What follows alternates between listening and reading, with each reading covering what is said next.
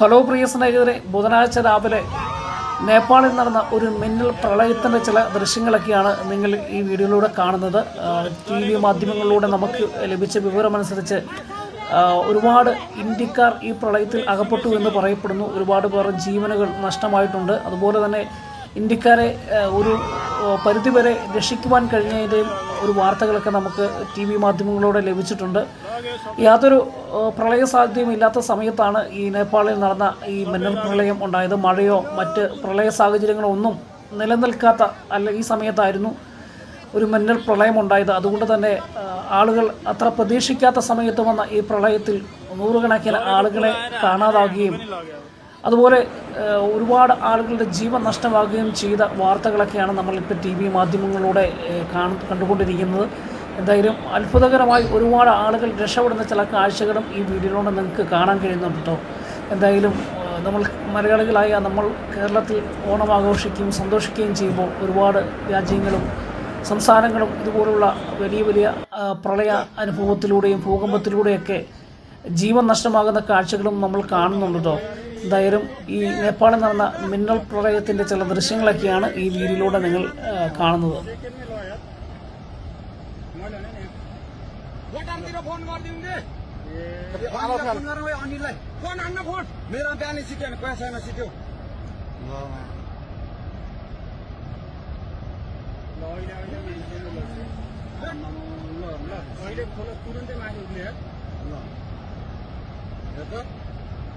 कति मान्छे मऱ्यो होला है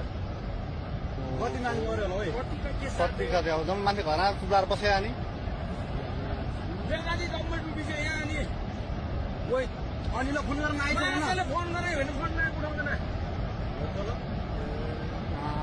अनिल कहाँको कहाँ राखिन्छ भाग भन्छिटो त्यो भाग छिटो भाग मारेर बुढा मान्छेले चोकते बढी त बेगादी बजार केही छैन छिटो भाग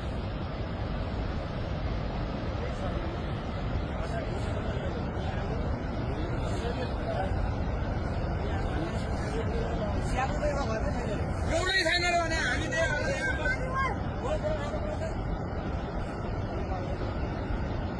बेसी अरू कटेन